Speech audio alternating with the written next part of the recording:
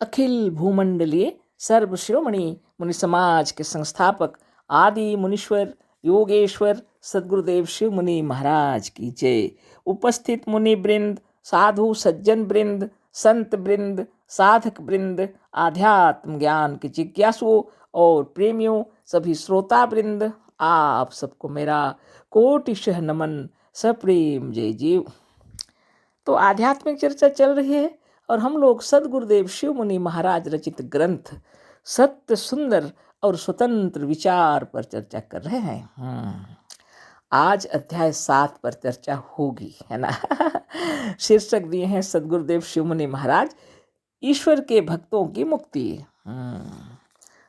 हमने जाना कि ईश्वर को मानने वाले तो रस्सी भर भी, ईश्वर पर विश्वास करने वाले तो कोई भी नहीं है। अब आगे हम लोग देखते हैं कि ईश्वर भक्त लोग की मुक्ति क्या है। अब इसमें क्या लिखे हैं सद्गुरुदेव। ईश्वर के भक्तों ने मुक्ति 4 प्रकार की मानी है, जैसे सालोक्य, सामीप्य, सादृश्य और सायुज्य। तो ये मुक्ति के 4 प्रकार है ना। मुसलमान, ईसाई और ईश्वर भक्त केवल सालोक्य और सामीप्य को मानते हैं।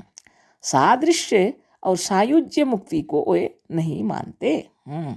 आर्य समाजियों की मुक्ति पर इसके पहले लिख चुके हैं, जो इस लेख के पहले इसी पुस्तक में आ चुका है। आर्य समाज की मुक्ति सामीप्य मुक्ति के समान है। मतलब यह है कि मजहबी दुनिया या धार्मिक संसार की प्रत्येक प्रकार की मुक्ति इन्हीं 4 प्रकार की मुक्तियों के अंतर्गत आ जाती है। नाम में भेद है पर रूप में भेद नहीं है। बहिष्ठ और हेविन, सालोक्य और सामीप्य मुक्ति के ही भेद प्रभेद हैं। तो ये तो बात रही, आगे समझा रहे हैं सद्गुरुदेव, आगे पढ़ लेते हैं।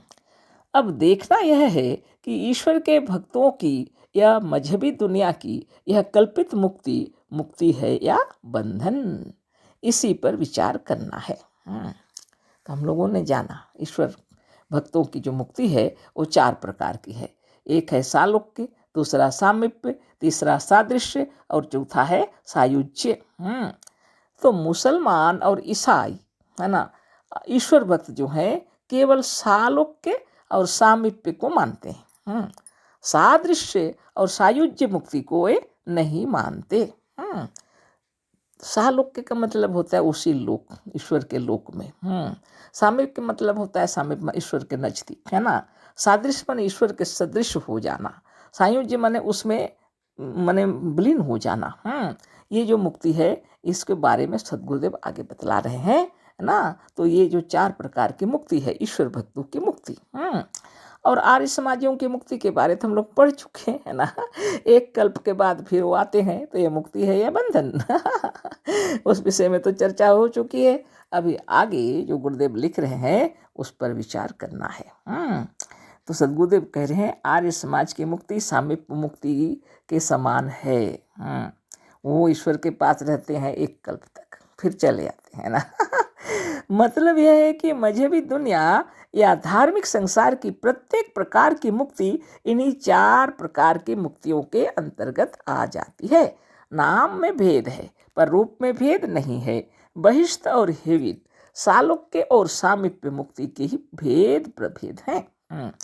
अब यहाँ देख रहे हैं आगे क्वेश्चन जैसे ही लिखे हैं उसी को पढ़ चुके है ना।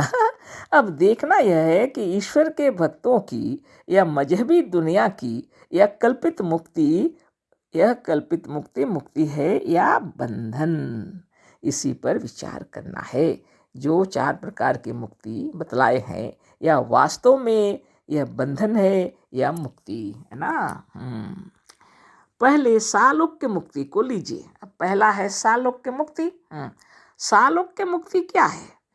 ईश्वर के लोक में, ईश्वर के राज में अथवा आसमानी बाप की बादशाहत में उसकी प्रजा बनकर रहना सालोक्य मुक्ति है।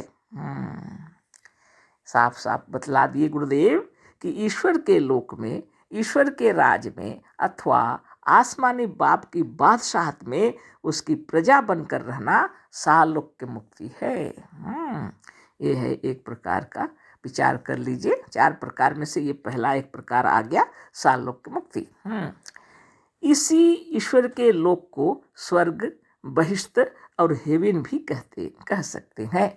तो ये जो ईश्वर का लोक है, इसका नाम दिया गया है, स्वर्ग कहते हैं, बहिष्त कहते हैं, हेवन कहते हैं, कह सकते हैं, नाम दिया है ना।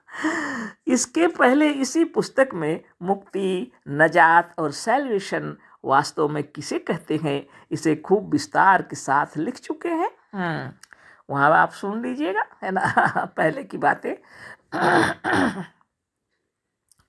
मुक्ति कहते हैं नजात को, नजात कहते हैं छुटकारे को, छुटकारे और मुक्ति को अंग्रेजी में सैल्वेशन कहते हैं, है ना।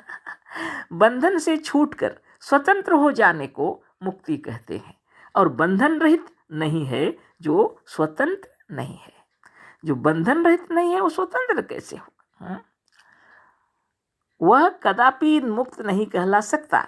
स्वतंत्रता किसे कहते हैं? स्व का अर्थ है अपना, तंत्र अर्थ है विस्तार, राज, अधिकार या शासन। यानी स्व का मतलब है अपना आप, तंत्र मतलब है शासन या राज या अधिकार या विस्तार। अब विचार कर लीजिए मुक्ति क्या है। जिस अवस्था में या जहाँ अपना विस्तार हो, अपना राज हो, अपना शासन हो और अपना अधिकार हो, वही स्वतंत्रता और स्वराज है। खूब विस्तार से बतला दिए सदगुरुदेव कि जिस अवस्था में, है ना, हम लोग रहेंगे, जिस अवस्था में जहाँ पर रहेंगे वहाँ अपना विस्तार हो, अपना राज भी हो, अपना शासन भी हो और अपना अधिकार भी हो, वही स्वतंत्रता और स्वराज है। अतः मुक्ति, स्वतंत्रता और स्वराज, यह तीनों शब्द एक ही अर्थ के बोधक हैं। तो मुक्ति बोलिए, स्वतंत्रता बोलिए, स्वराज बोलिए, तीनों का एक ही अर्थ है, गुरुदेव कह रहे हैं। इसी का राज, यानी दूसरे का राज अच्छा भी होता है और बुरा भी। दूसरे का राज होगा तो अच्छा भी होगा, बुरा भी होगा। अच्छे से अच्छा राज, यहाँ तक कि राम राज्य भी स्वराज नहीं कहला सकता। सदगुरुदेव कह रहे हैं अगर चाहें और कहें कि राम राज बहुत अच्छा, अच्छा बुरा तो होगा, लेकिन स्वराज नहीं हो सकता। हाँ, वो अलग बात है। आप खुद अगर जानते हैं खुद ही राम हैं तो वो तो स्वराज होगा, लेकिन अगर अलग से राम को मानते हैं और राम राज सोचते हैं तो वो तो स्वराज नहीं है। राम राज्य है, स्वराज नहीं।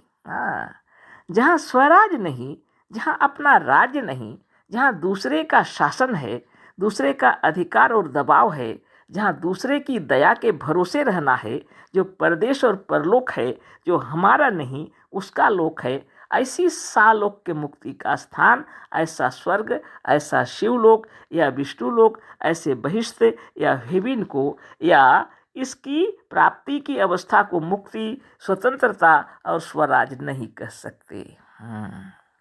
आप खुद विचार कर लीजिए। बहुत तरसते हैं लोग ना कि स्वर्ग में जाएंगे तो आराम से रहेंगे, हेवन में जाएंगे तो वाह क्या कहना, कोई बहिष्ठ जाने के लिए क्या क्या नहीं करते हैं। बताइए ये मुक्ति है क्या है, क्या है? आप विचार कर लीजिए। गुरुदेव कह रहे हैं अच्छा या बुरा हो सकता है दूसरे का राज, लेकिन दूसरे का राज है वह अपना राज नहीं है, वह स्वराज कैसा। जहाँ दूसरे की दया के भरोसे रहना होगा, जो परदेश और परलोक है, जो हमारा नहीं उसका लोक है, ऐसी सालोक के मुक्ति का स्थान, ऐसा स्वर्ग, ऐसा शिवलोक या विष्णुलोक, ऐसे वहिष्ठ या हेवन को हो या इसकी प्राप्ति की अवस्था को मुक्ति, स्वतंत्रता और स्वराज नहीं कह सकते। ठीक से विचार कर लीजिए, चाहे शिवलोक हो या विष्णुलोक हो या बहिष्ठ हो या हेवन हो या स्वर्ग हो, जहाँ दूसरे का राज है वहाँ आपका कैसा स्वराज कैसा? यह तो स्वतंत्रता ही नहीं है, बंधन ही है ना। आगे पढ़ते हैं। जब तक तुम्हारे ऊपर दूसरे का शासन है तब तक तुम परतंत्र हो, स्वतंत्र नहीं। तब तक तुम बद्ध हो, मुक्त नहीं। ये तो सभी को मालूम ही है। जब तक हम लोग के ऊपर दूसरे का शासन है, हम लोग दूसरे के अधीन में हैं, हम लोग स्वतंत्र कैसे हो सकते हैं? बद्ध हैं, मुक्त नहीं है। गुरुदेव लिखे हैं राजा में भी लोग ईश्वर का अंश मानते हैं। एक जमाना ऐसा था, लोग ईश्वर मानते थे राजा को ईश्वर का अंश मानते थे। एक समय ऐसा था जब राजभक्ति और ईश्वर भक्ति का स्थान बहुत ऊंचा था। राजभक्त और ईश्वर भक्त बहुत बड़े और प्रतिष्ठित समझे जाते थे, पर अब वह बात नहीं। अब स्वराज, स्वतंत्रता और मुक्ति का स्थान सबसे ऊंचा है, और मुक्ति ईश्वर के लोक में बस जाने को नहीं कह सकते। सहालोक की मुक्ति मुक्ति नहीं है। ईश्वर लोक, शिवलोक, ब्रह्मलोक, विष्णुलोक, इंद्रलोक, स्वर्ग और बहिष्ठ कदापि मुक्ति के स्थान नहीं है ना। खूब विचार कर लीजिए, आप कहाँ जाना पसंद कर रहे थे। सहालोक की मुक्ति का मतलब होता है किसी ईश्वर के लोक में, चाहे शिवलोक में, चाहे ब्रह्मलोक में, चाहे विष्णुलोक में, चाहे इंद्रलोक में, जिसको स्वर्ग भी कह सकते हैं, बहिष्ठ भी कह सकते हैं, वह क्या मुक्ति का स्थान है? आगे कल चर्चा होगी, आप खूब विचार कर लीजिए, है ना, यह क्या सही है। फिर थोड़ा सा पढ़ लेते। जहाँ अप्सराएं रहती हैं, जहाँ गाने वाले गंधर्व रहते हैं, जहाँ गिलमान और हूरें रहती हैं, और कदापि शराब की नदी बहती है, जहाँ देवताओं और शिवगणों, विष्णुगणों और फरिश्तों का स्थान है, जहाँ ईश्वर, शिव, विष्णु, इंद्र और खुदा का अधिकार और शासन है, वह वासना का स्थान है, भक्ति और सेवा का स्थान है, गुलामी का स्थान है, परवशता और विवशता का स्थान है, ईर्षा और द्वेष का स्थान है, सबका स्थान है, अच्छे से अच्छा है, पर स्वराज, स्वतंत्रता और मुक्ति का स्थान नहीं है। बाप रे बाप, कल पढ़ेंगे, अद्भुत बातें हो गई। आप भी विचार कर लीजिए, है ना। सदगुरुदेव शिव मुनि महाराज की जय। अशेष धन्यवाद, कोटि शह नमन, सब प्रेम, जय जीव।